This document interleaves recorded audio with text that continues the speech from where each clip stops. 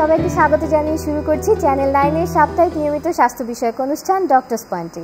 সাথে আছে আমি ডক্টর আকাশলীন বদরুদ্দোজা। আমাদের অনুষ্ঠানের মূল লক্ষ্যই থাকে নতুন নতুন বিষয় নিয়ে দক্ষ ও বিশেষজ্ঞ ডক্টরদের সাথে অনুষ্ঠানের মাধ্যমে জনসচেতনতা গড়ে তোলা এবং আপনাদের উপকারে আসা। আজকে আমাদের মাঝে অতিথি হিসেবে উপস্থিত আছেন স্বনামধন্য cancer specialist doctor Mohammad Naziruddin Molla, professor and chairman department of oncology, Bangabandhu Sheikh Mujib medical বিশ্ববিদ্যালয়। স্যার, আপনার ব্যস্ত শিডিউল থেকে আমাদেরকে সময় দেওয়ার জন্য অসংখ্য ধন্যবাদ। সবার আগে আমি জানতে চাইব ক্যান্সার বা কর্কট রোগ আসলে কি? এই রোগটা কর্কট রোগ মানে ক্যান্সার, যেমন ধরেন আমাদের টোটাল বডি বিভিন্ন কোটি কোটি সেল দ্বারা গঠিত, যারা একটা সমন্বয়ের মাধ্যমে সঠিক আকার ধারণ করে থাকে। কোনো কারণে একটা আননোন কজ, কিছু নোন কজ, হঠাৎ করে একটি সেল ওভার প্রোডাকশন শুরু করে। আচ্ছা, হঠাৎ করে ওভার প্রোডাকশন শুরু করে, যেটা কোনো আনকন্ট্রোল প্রোডাকশন অফ সেল, জি, যাকে কন্ট্রোল করা যায় না। যেমন 1 থেকে 2, 2 থেকে 4, 4 থেকে 8, 8 থেকে 16 এরকম বাড়তেই থাকে। এরকম আমরা বলি যে টিউমার ডাবলিং টাইম, যেমন 1 সেন্টিমিটার কিউব একটা টিউমার হইতে 100 দিন সময় লাগে। আচ্ছা, এরকম একটা আনকন্ট্রোল প্রোডাকশন হইতেই থাকে, যাকে বাধা দেওয়ার কোনো কেউ নেই। ওই সময় একটা ক্যান্সারের সৃষ্টি হয়। আচ্ছা স্যার, ক্যান্সারের ব্যাপারে আমরা যেটা জানি, ইদানিংকালে ক্যান্সারের পেশেন্টের সংখ্যা অনেক বেশি বেড়েছে। এটার কারণ কি? এটার তো কারণ আসলে অনেকগুলো কারণ আছে।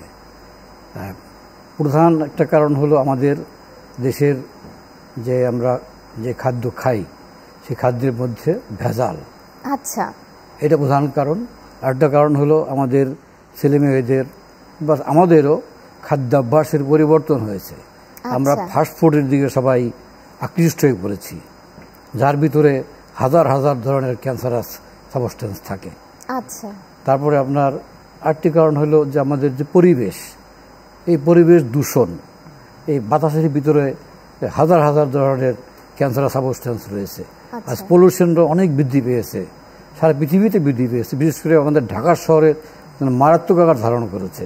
অনেক সময় পেপারে দেখবেন বলে যে ঢাকা বসবাসের অনুপযোগী। কারণ কি? এর পলিউশন অনেক বৃদ্ধি পেয়েছে। এটা আমাদের পাশে বুড়িগঙ্গা নদী, আগে স্বচ্ছ পানি ছিল, এখন পানির রং কালো।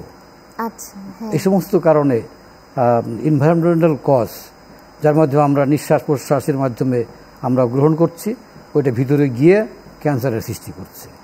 আচ্ছা, আর এমনি আমাদের লাইফস্টাইলেও কি এমন কোনো ত্রুটি আছে বা আমরা কোনো বদভ্যাসের শিকার হয়েছি যেটা ক্যান্সারের ক্ষেত্রে কারণ হিসেবে দেখা দিতে পারে? লাইফস্টাইলের ভিতরে আমরা বলি সেডেন্টারি লাইফস্টাইল, এটা আনকন্ট্রোল লাইফস্টাইল, আমরা কোনো নিয়মকানুন মেনে চলি না। যেমন ধরেন যে ক্যান্সার, আমরা যেমন সচেতনতার জন্য বলি যে নিরাময় প্রিভেনশন কীভাবে করা যায়। শুধুমাত্র 1/3 ক্যান্সার আপনি প্রিভেন্ট করতে পারেন শারীরিক ব্যায়ামের মাধ্যমে। যদি কেউ নিয়মিত ব্যায়াম করে, তার 1/3 ক্যান্সার থেকে মুক্ত থাকবে। আবার মনে করেন যে আমরা যে ধূমপান করি, এটা যদি ত্যাগ করতে পারি, এই ধূমপান ত্যাগ করতে পারলে আরও 1/3 ক্যান্সার কমে যাবে। আবার যারা মদ্যপান করে, এটা যদি আমরা ত্যাগ করতে পারি, আরেকটা পার্সেন্টেজ কমে যাবে। কিন্তু এগুলো আমরা জেনে শুনেই পান করে যাচ্ছি, ক্যান্সার বৃদ্ধি পাচ্ছে। স্যার, বেশিরভাগ ক্ষেত্রে আমরা জানতে পারি যখন একজন পেশেন্ট আসে, দেখা যায় যে আইদার তার মেটাস্টাসিস হয়ে গেছে, অর্থাৎ ক্যান্সার পুরো বডিতে বিভিন্ন অঙ্গে ছড়িয়ে গেছে। আর্লি ডায়াগনোসিস কিভাবে সম্ভব? আমরা অনেক সময় এটা বলে যে আরও আগে যদি ধরা পড়তো তাহলে হয়তো তার কিওর করা সম্ভব হতো। তো এই আর্লি ডায়াগনোসিস কি করে সম্ভব? আর্লি ডায়াগনোসিসটা খুবই গুরুত্বপূর্ণ, কারণ ক্যান্সার রোগ যদি আমরা প্রথমেই ধরতে পারি, তাহলে আপনার বেশিরভাগ ক্যান্সারকে কিন্তু আমরা এখন আমাদের যে বর্তমানে যে চিকিৎসা ব্যবস্থা, বিভিন্ন ধরনের যে নতুন ওষুধের আবিষ্কার, এসব প্রয়োগ করে আমরা সম্পূর্ণ সুস্থ করতে পারি। তার জন্য দরকার যখন কোনো লক্ষণ দেখা দেবে একটা ক্যান্সারের, সঙ্গে সঙ্গে চিকিৎসকের পরামর্শ নিতে হবে। জি, যেমন ধরুন একজনের কাশি, দীর্ঘদিন কাশি হচ্ছে, আচ্ছা, সে ওই সাধারণ কাশির সিরাপ কিংবা একজন পল্লী চিকিৎসকের ওষুধ খেয়ে খেয়ে খেয়ে ওইভাবে একটু কমে একটু বাড়ে একটু কমে ওইভাবে সে চলে যাচ্ছে, কিন্তু ওইদিকে তার ভিতরে লাং ক্যান্সার হয়ে বসে আছে। আচ্ছা, আর যদি প্রথমেই যদি আমাদের কাছে আসতো, তা আমরা প্রথমে তাকে হয়তো একটা এক্সরে করতাম কিংবা একটা সিটি স্ক্যান করতাম, তাহলে প্রথমে ধরা পড়ে যেত, দেখা যেত ওই সময় তার এই রোগটা ছিল সার্জারির যোগ্য, যে আমরা ওটাকে কেটে ফেলতে পারতাম, তারপর রেডিওথেরাপি কেমোথেরাপি এগুলো দিয়ে সুস্থ করে ফেলতে পারতাম। কিন্তু আমাদের কাছে আসে এমন একটি স্টেজ নিয়ে যখন অপারেশন করার যোগ্যতা থাকে না, আমরা তাকে আর সুস্থ করতে পারি না, হয়তো চিকিৎসকের একটু বেশি দিন বাঁচিয়ে রাখতে পারি, একটু ভালো রাখতে পারি এরকম। যেমন ধরুন উদাহরণ দিই আপনাকে, যে ভারতের ক্রিকেটার যুবরাজ সিং, জি, যা তাদের তো স্বাস্থ্য নিয়ে অত্যন্ত সচেতন, তারা স্ক্রিনিং এর মধ্যে থাকে, তার স্ক্রিনিং এ ধরা পড়ে গেল যে তার লাংসে একটা ক্যান্সার দেখা যাচ্ছে, অত্যন্ত ছোট্ট অবস্থায় ধরা পড়েছিল, এবং সে ওই ক্যান্সার সার্জারি করে ওটাকে মুক্ত করা হয়েছে, সে পুরোপুরি সুস্থ হয়েছে, পরবর্তীতে ক্রিকেট জীবনে আবার ফিরেও এসেছে, এখনো সে সুস্থ অবস্থায় বাঁচতেছে। কারণ কি? Early detection. স্যার, আমরা খুব সুন্দর আলোচনা করছিলাম, আলোচনার এই অংশে একটা ছোট বিরতি দিব। দর্শক, নিচ্ছি ছোট একটা বিরতি, কোথাও যাবেন না, সাথেই থাকুন।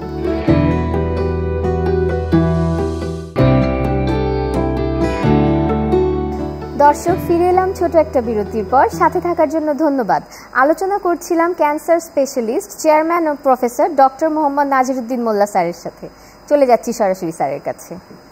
স্যার, ক্যান্সারের ক্ষেত্রে আমরা জানি চিকিৎসায় 3 ধরনের ফেজ এতদিন ছিল, এখন তা আরও ডেভেলপ হয়েছে।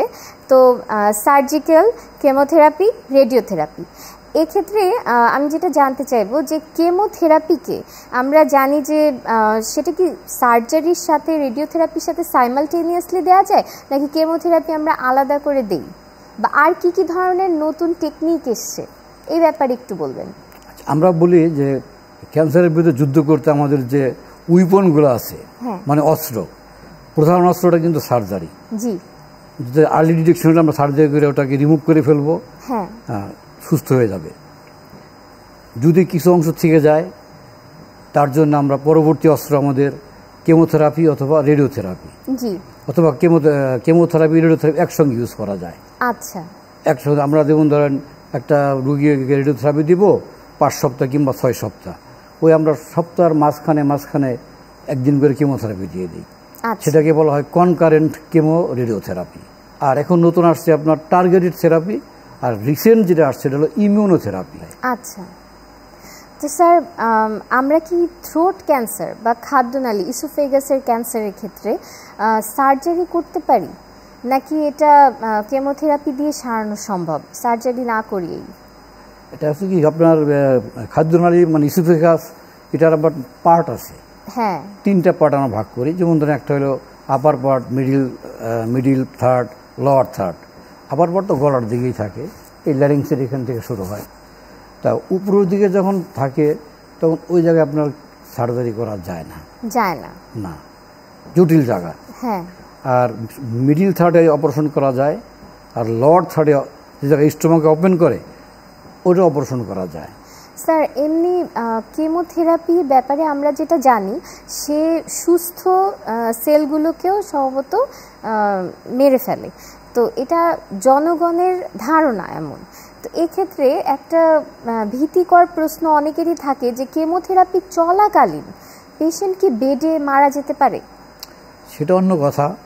প্রথম বললেন যে নর্মাল সেলকেও ধ্বংস করে ফেলে, তাহলে তো কেমোথেরাপি আমরা ইউজই করতে পারতাম না, সব সেলই মরে যেত।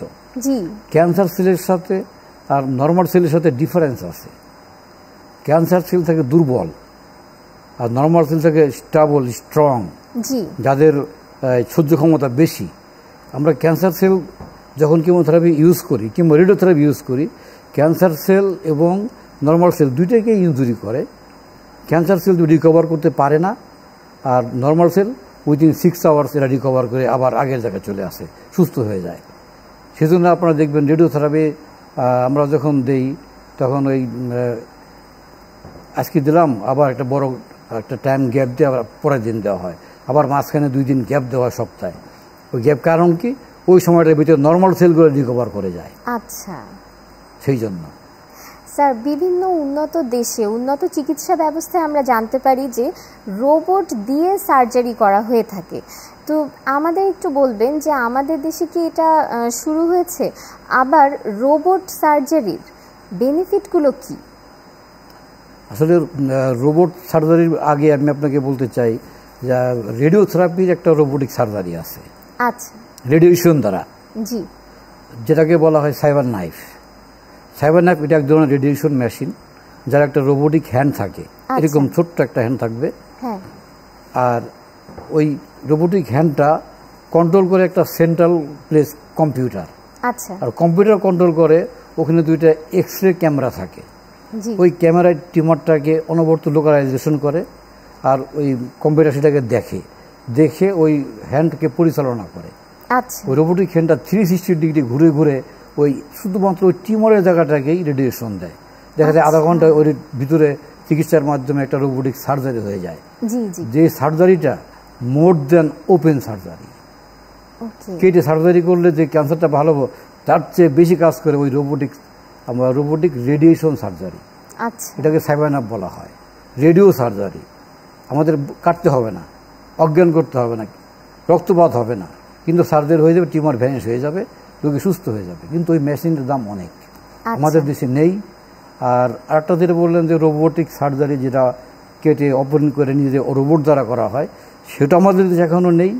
কিন্তু বঙ্গবন্ধু মেডিকেল বিশ্ববিদ্যালয় একটা উদ্যোগ গ্রহণ করেছে যে একটা রোবট কেনার জন্য, এবং স্বাস্থ্য মন্ত্রণালয় সেই রোবটের জন্য টাকাও বরাদ্দ করেছে, 39 কোটি টাকা। আর আমাদের একটা দ্বিতীয় লাইনাক মেশিন, যেটা দিয়ে আমরা ক্যান্সার চিকিৎসা করি, একসঙ্গে টাকাটা বরাদ্দ হয়েছে, আমাদের হয়েছে 37 কোটি টাকা। হয়তো অচিরেই রোবট আমাদের ইউনিভার্সিটিতে আসবে, তখন এটা দ্বারা হয়তো জটিল কিছু অপারেশন করানো হবে। এটা বিভিন্ন ডিপার্টমেন্টে, শুধু এক জায়গার জন্য না। যেমন ধরেন বেশিরভাগই প্রোস্টেট ক্যান্সারের ক্ষেত্রে একটা জটিল জায়গা, ওই জায়গায় রোবোটিক সার্জারি খুব ইফেক্টিভ, সেখানে হয়তো রোবট দ্বারা করা হবে। তারপর স্পাইনাল কর্ডের কিছু সার্জারি আছে, সেটা রোবট দ্বারা করা হবে। এরকম আসতে আমাদের দেশে হয়তো প্রথম আমরাই আনব। স্যার, আপনি অনেক কঠিন বিষয় আমাদেরকে সহজভাবে বুঝিয়ে দিচ্ছেন, কিন্তু আলোচনার এই অংশে ছোট একটা বিরতি নিতে হবে। দর্শক, নিচ্ছি ছোট একটা বিরতি, কোথাও যাবেন না, সাথেই থাকুন।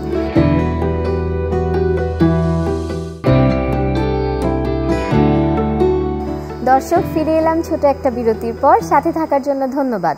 চলে যাচ্ছি সরাসরি ক্যান্সার স্পেশালিস্ট স্যারের কাছে। স্যার, কেমোথেরাপি বলেন বা ক্যান্সারের জন্য যে ওষুধগুলো আমরা ব্যবহার করে থাকি, বা কেমো ড্রাগস যদি আমি সহজে বলি, এগুলো অসম্ভব কস্টলি হয়ে থাকে। আফটার অল এগুলো তো কেমিক্যাল। আমাদের দর্শকদের জন্য একটু বলবেন যে এগুলো এত কস্টলি কেন?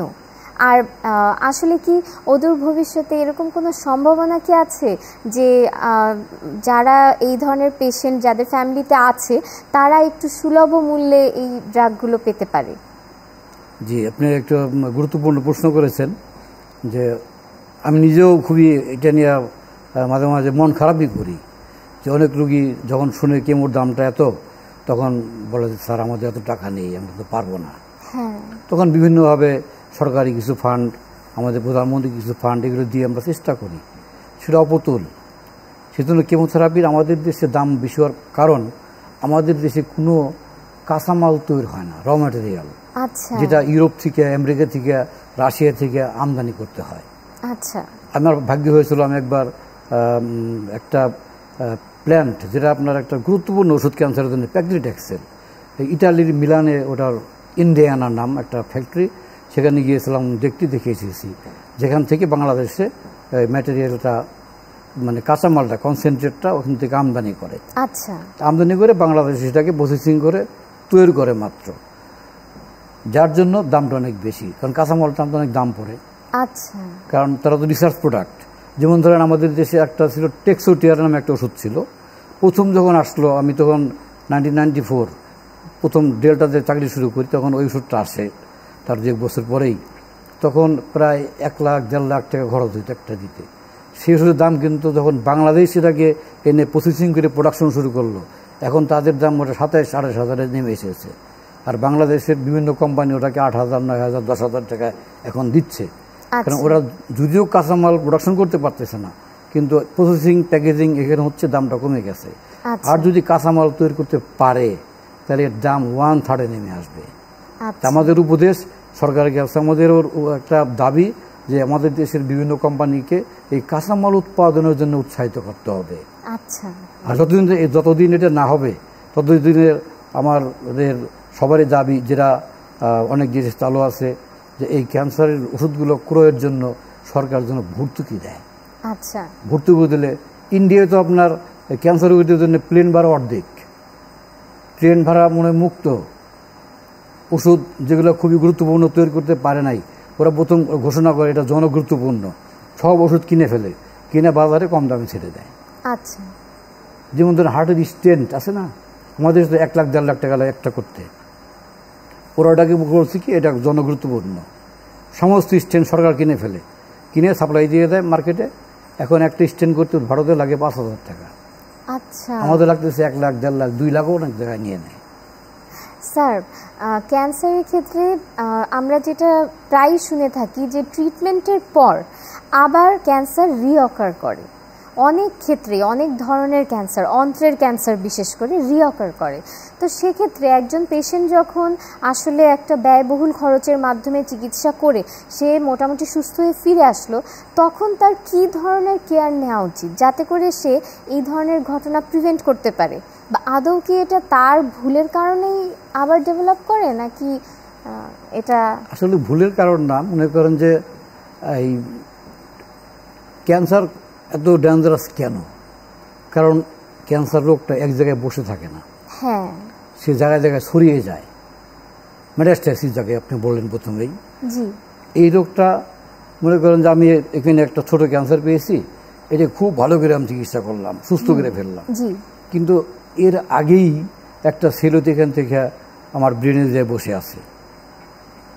একটা ছোট সেল তো আর চোখ দিয়ে দেখা যায় না, সিটি স্ক্যানে মানে তো দেখা যাবে না একটা সেলকে। তো এটা এর চিকিৎসাকে ভালো করে দিলাম, এখন দেখা গেল 2-3 বছর পরে আবার আরেক জায়গায় রোগটা দেখা দিল। কারণ কি, সে তো আরেক জায়গাতে বসে আছে।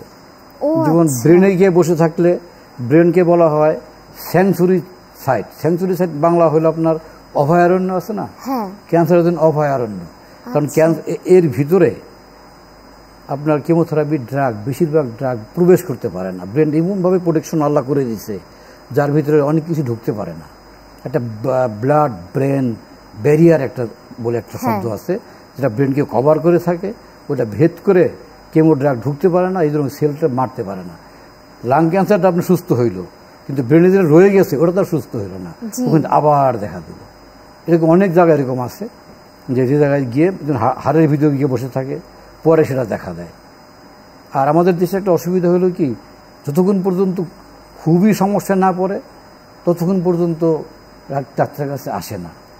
আমরা বলি আপনারা 2 মাস পর আসবেন, 3 মাস পর আসবেন, দেখলো আমি চিকিৎসা করে ভালো হয়ে গেছি, 2 বছর কোনো খবর নাই।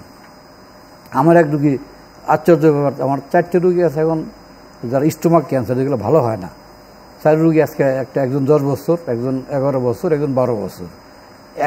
এক চাষি 9 বছর পর আমার সাথে দেখা করতে আসছে। আমার চাষি, আপনি বেশি আছেন না এখনো? জি স্যার, আমি তো ভালোই আছি। তাই আপনার মাসে মাসে আসার কথা ছিল, আসেন না এখানে? কোনো অসুবিধা নেই, সেজন্য আসি না। অথচ নিয়ম সেটা না।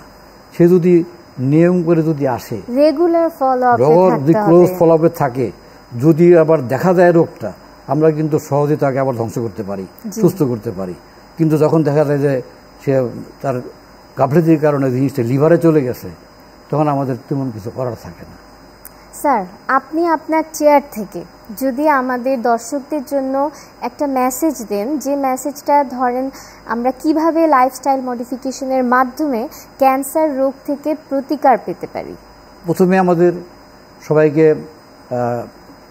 আমাদের নিয়মিত হাঁটাহাঁটি করতে হবে, ব্যায়াম করতে হবে, তারপর আপনার খাদ্যাভ্যাসের পরিবর্তন করতে হবে, তারপরে যে সমস্ত দ্রব্য গ্রহণ করলে আপনার ক্যান্সার তৈরি হয় সেগুলো থেকে বিরত থাকতে হবে।